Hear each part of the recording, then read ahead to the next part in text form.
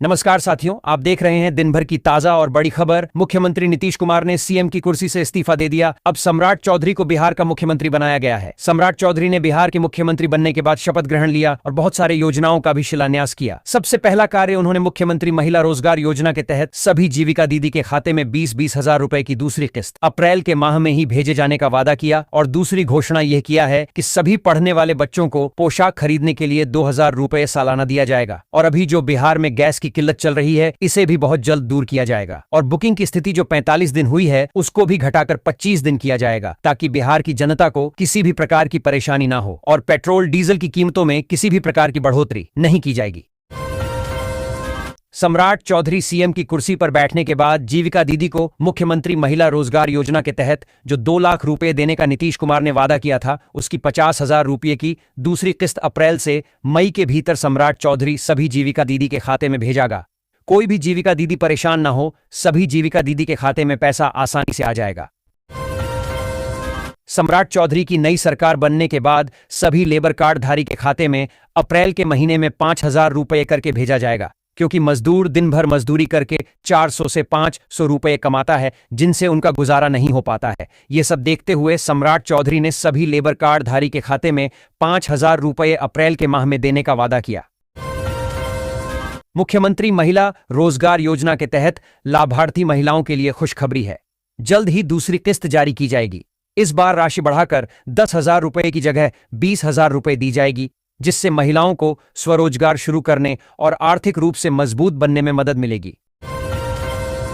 बिहार के सुपौल के छातापुर प्रखंड में जीविका दीदियां आंगनबाड़ी बच्चों के लिए पोशाकें सिल रही हैं। लगभग 250 दीदियां 24,722 ड्रेस सेट तैयार कर रही हैं, जो 298 आंगनबाड़ी केंद्रों को दिए जाएंगे।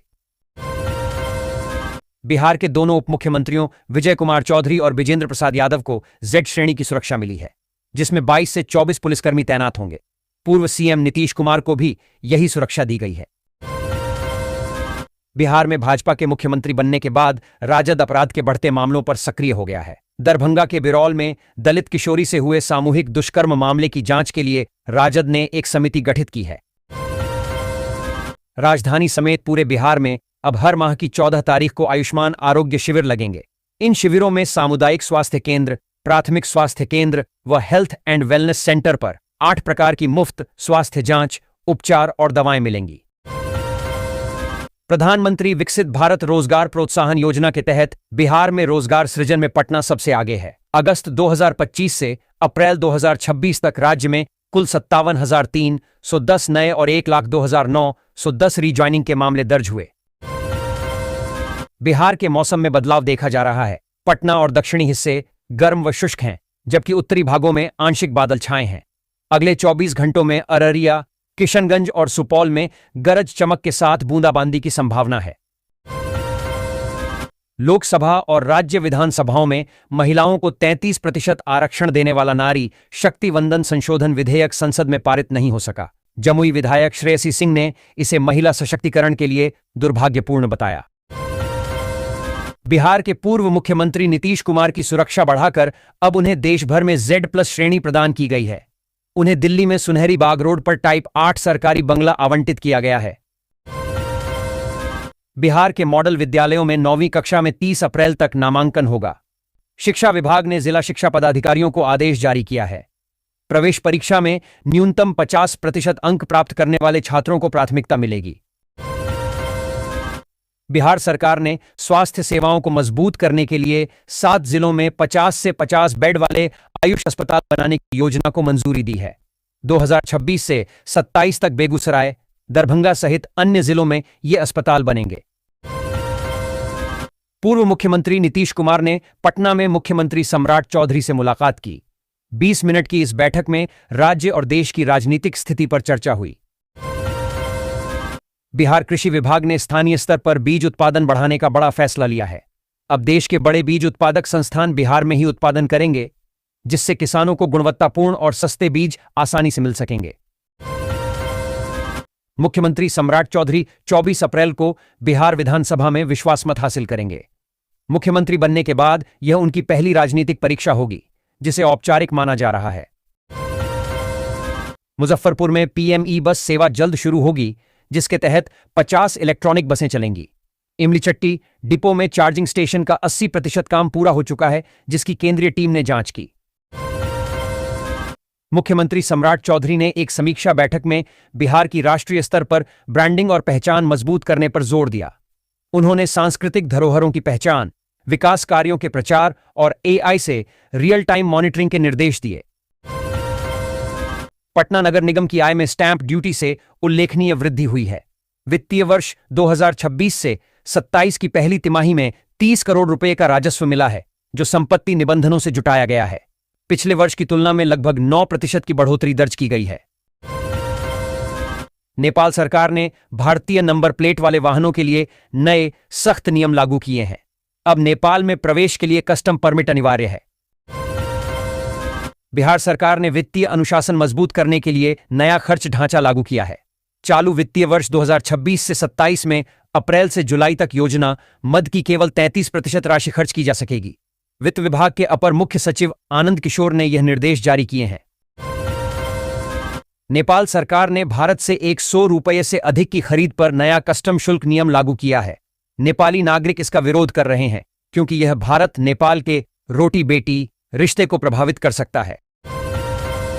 मंत्री सम्राट चौधरी को जान से मारने की धमकी देने वाले आरोपी शेखर यादव को 48 घंटे के भीतर गुजरात के अहमदाबाद से गिरफ्तार कर लिया है। SP सैयद इमरान मसूद ने बताया कि 15 अप्रैल को मिली ऑडियो क्लिप के आधार पर तकनीकी जांच की गई। भागलपुर में बिहार बोर्ड की मैट्रिक और इंटरमीडिएट कंपार्टमेंटल परीक्षाओं की तैयारियां अंतिम चरण में हैं। 2 मई से मैट्रिक के लिए 6 मई तक और इंटर के लिए 11 मई तक चलेंगी। बिहार में यातायात व्यवस्था सुधारने के लिए intelligent traffic management system ITMS लागू होगा। इसमें AI कैमरे, फेशियल सर्विलांस जैसी तकनीकें होंगी। यह सिस्टम ट्रैफिक नियमों का उल्लंघन करने वालों पर चालान करेगा और अपराधियों की पहचान में भी मदद करेगा। बिहार के प्रारंभिक विद्यालयों में अब बच्चों की उपस्थिति को लेकर सख्ती बढ़ाई गई है। मध्याह्न भोजन के लिए पहली घंटी में हाजिरी अनिवार्य होगी। बाद में दर्ज उपस्थिति फर्जी मानी जाएगी। बिहार सरकार ने रेलवे की जमीन पर हुए अवैध कब्जों को हटाने का बड़ा फैसला लिया है। राजस्व एवं भूमि सुधार विभाग ने सभी जिलाधिकारियों को विशेष अभियान चलाने के निर्देश दिए हैं। इसे जनसुविधा से जुड़ा मामला मानते हुए अतिक्रमण हटाने के लिए प्रशासनिक कार्रवाई तेज करने को कहा गया है। भागलपुर में 11 और 33,000 वोल्ट के तारों को अंडरग्राउंड बिछाने की 301.58 करोड़ रुपए की योजना फाइलों में दबी है। पिछले साल प्राक्कलन भेजने के बावजूद पटना को मंजूरी मिल गई, जबकि भागलपुर को अभी भी इंतजार है। विश्व विरासत दिवस पर पटना का ऐतिहासिक गोलघर आधुनिक सुविधाओं का केंद्र बनेगा। कला संस्कृति विभाग के सचिव प्रणव कुमार ने बताया कि भारतीय पुरातत्व सर्वेक्षण ASI गोलघर परिसर का सौंदर्यीकरण, बैठने की व्यवस्था और साफ सफाई पर विशेष ध्यान देगा। पटना में शादी विवाह के लिए कमर्शियल गैस सिलेंडर प्राप्त करने हेतु अब सख्त नियम लागू किए गए हैं। घरेलू उपभोक्ताओं को प्राथमिकता देने के कारण प्रशासन ने दुरुपयोग रोकने के लिए यह कदम उठाया है।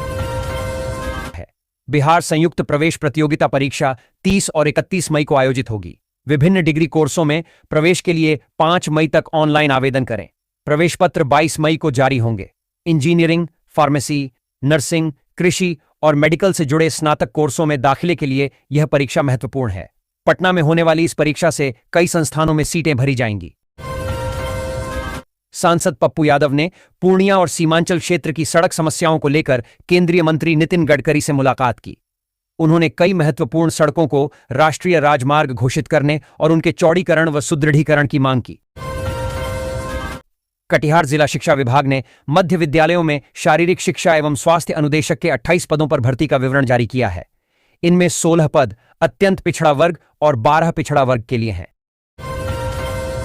बिहार शिक्षा विभाग ने राज्य के मॉडल स्कूलों में शैक्षणिक सत्र 2026 से 27 के लिए नामांकन शुरू करने का निर्देश दिया है। लंबे समय से चली आ रही असमंजस की स्थिति अब समाप्त हो गई है, जिससे छात्रों और अभिभावकों को राहत मिली है।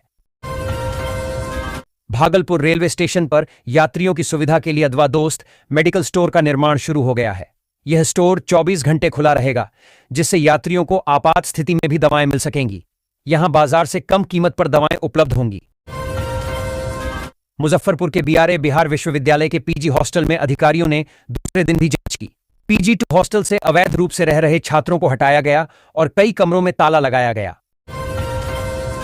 किसानों को कीटों से बचाव के लिए महत्वपूर्ण सलाह दी गई है। विशेषज्ञों ने अप्रैल में लीची के गुच्छों का थैलीकरण करने को प्रभावी बताया, जिससे कीट प्रकोप और फलों के जलने फटने से बचाव होता है। राष्ट्रीय लीची अनुसंधान केंद्र ने जागरूकता कार्यक्रम आयोजित कर संतुलित उर्वरक उपयोग और कीट नियंत्रण के उपाय सुझाए। मुंगेर की मशरूम लेडी वीणा देवी प्रधानमंत्री मोदी के निमंत्रण पर दिल्ली में नारी शक्ति वंदन कार्यक्रम में शामिल होंगी। बिहार से चुनी गई एकमात्र महिला वीणा देवी ने मशरूम उत्पादन से आत्मनिर्भरता हासिल की और कई महिलाओं को प्रेरित किया।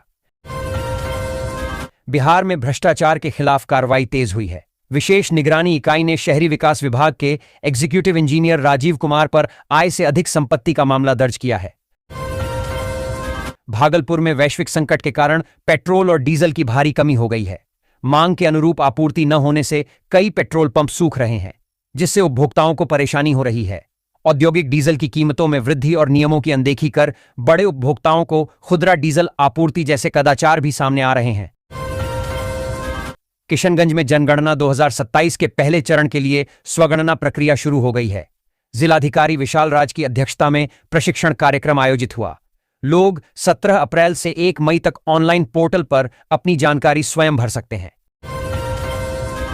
आरा की सबसे पुरानी सब्जी मंडी को चौक क्षेत्र से हटाकर बाजार समिति परिसर में स्थानांतरित किया जा रहा है। जिला प्रशासन ने इस दिशा में तेजी से पहल की है, जहां 70 से 100 दुकानों के साथ आधुनिक सुविधाएं होंगी। कामेश्वर सिंह दरभंगा संस्कृत विश्वविद्यालय ने आचार्य और शास्त्री पाठ्यक्रमों के लिए परीक्षा फॉर्म भरने की अंतिम तिथि बढ़ा दी है। अब छात्र 19 से 22 अप्रैल तक विशेष शुल्क के साथ फॉर्म जमा कर सकते हैं। पश्चिम बंगाल विधानसभा चुनाव से पहले दुर्गापुर रेलवे स्टेशन पर बड़ी कार्रवाई हुई। अंडाल जीआरपी ने 2 संदिग्ध यात्रियों पटना के गुड्डू राय और बाढ़ के तपन कुमार मित्रा से लगभग 50 लाख रुपए नकद बरामद किए। ये पैसे कोलकाता ले जाए जा रहे थे। बिहार कांग्रेस ने संगठन को मजबूत करने के लिए सृजन साथी डिजिटल जनसंपर्क अभियान शुरू किया है। पार्टी अध्यक्ष राजेश राम ने बताया कि यह अभियान जमीनी कार्यकर्ताओं को नेतृत्व से जोड़ेगा। मुजफ्फरपुर में 4 दिवसीय भव्य धार्मिक आयोजन की तैयारियां जोर शोर से चल रही हैं। बेला मोड़ के पास 20 एकड़ में विशाल पंडाल बन रहा है। जगतगुरु राम भद्राचार्य 22 अप्रैल को आएंगे और 24 को कथा करेंगे, जबकि धीरेन्द्र कृष्ण शास्त्री 25 अप्रैल को दरबार लगाएंगे।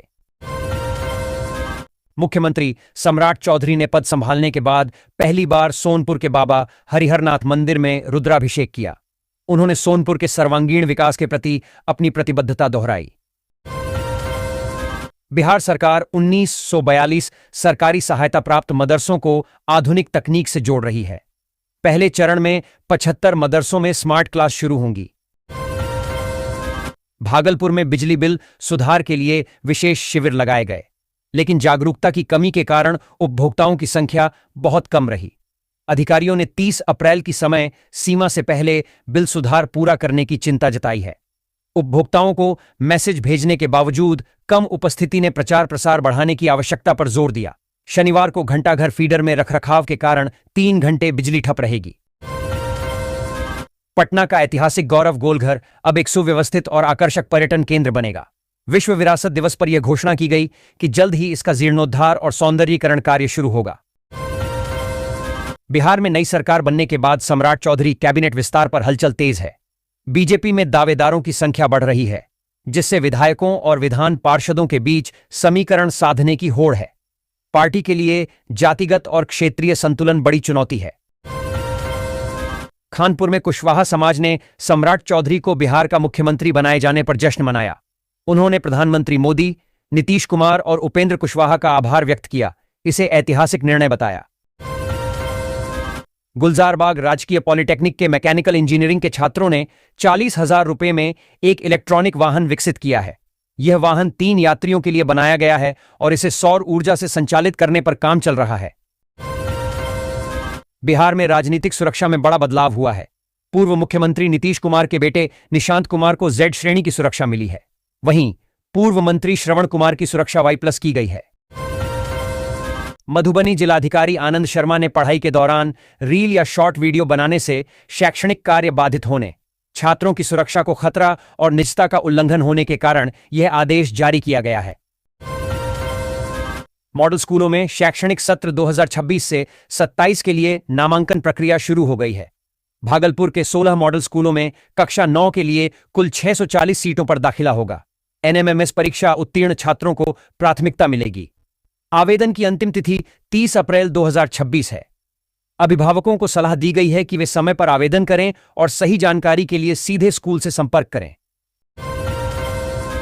Big boss 18 fame Hema Sharma Patna पहुंची और तेज प्रताप यादव के जन्मदिन समारोह में शामिल हुईं। उन्होंने तेज प्रताप को देश का नंबर 1 नेता बनने की इच्छा जताई और लालू प्रसाद यादव से भी मुलाकात की। दरभंगा में विवाह और अन्य आयोजनों के लिए गैस आपूर्ति के नए नियम लागू किए गए हैं। अब एक समारोह के लिए अधिकतम 5 कमर्शियल गैस सिलेंडर ही मिलेंगे। आवेदन के लिए एसडीओ कार्यालय में शादी का कार्ड और मेहमानों की संख्या का विवरण देना अनिवार्य है। बिहार भाजपा में संगठनात्मक बदलाव की तैयारियां तेज हैं। प्रदेश अध्यक्ष संजय सरावगी 5 राज्यों के चुनाव परिणामों के बाद नई टीम की घोषणा करेंगे। आधे से अधिक पदों पर नए चेहरों को मौका मिलेगा, जबकि कई वर्तमान पदाधिकारियों को हटाया जाएगा। पटना में जनगणना 2027 के पहले चरण मकान सूचीकरण और आवास गणना के लिए स्वगणना सुविधा गुरुवार आधी रात से शुरू हो गई है। डीएम डॉ त्यागराजन एसएम ने खुद ऑनलाइन स्वगणना कर इसकी औपचारिक शुरुआत की। राजस्व सेवा के अधिकारियों की 9 मार्च से जारी हड़ताल नई सरकार के गठन प्रक्रिया में उलझ गई है। प्रधान सचिव सीके अनिल और हड़ताली अधिकारियों के बीच कई दौर की बातचीत बेनतीजा रही। बिहार के कई आईपीएस अधिकारियों ने अपनी संपत्ति का विवरण सार्वजनिक किया है। खुलासे में सामने आया है कि कई पुलिस कप्तान करोड़ों की संपत्ति के मालिक हैं, जबकि कुछ के पास निजी वाहन भी नहीं। मुख्यमंत्री सम्राट चौधरी ने पद संभालने के बाद पहली बार सोनपुर के बाबा हरिहरनाथ मंदिर में रुद्राभिषेक किया। उन्होंने सोनपुर के सर्वांगीण विकास के प्रति अपनी प्रतिबद्धता दोहराई।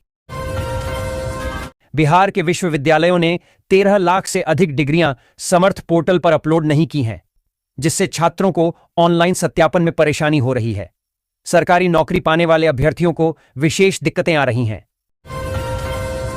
पटना में महिला आरक्षण विधेयक पर सियासत गर्मा गई है।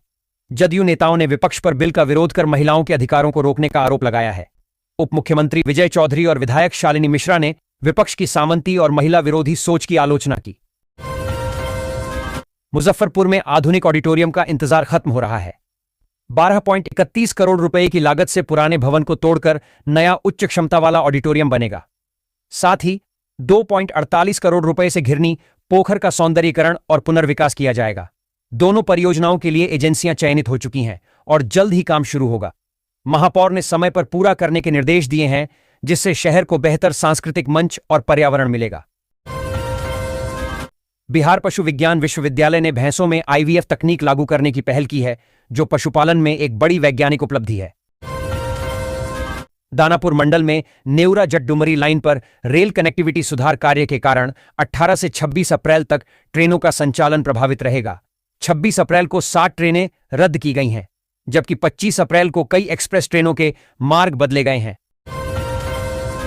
मुख्यमंत्री सम्राट चौधरी के नेतृत्व में हवेली खड़गपुर पर्यटन का नया केंद्र बनने को तैयार है।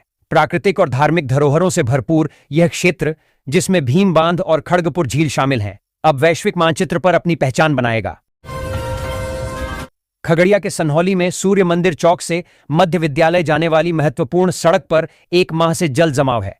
नगर परिषद के दावों के बावजूद लोग दुर्गंध के बीच आवागमन को मजबूर हैं। मुजफ्फरपुर के एसकेएमसीएच परिसर में स्थित कर्पूरी भोजनालय रसोई गैस की आपूर्ति बाधित होने के कारण बंद हो गया था। दैनिक जागरण की खबर के बाद डीएम ने संज्ञान लिया और गैस आपूर्ति सुनिश्चित की।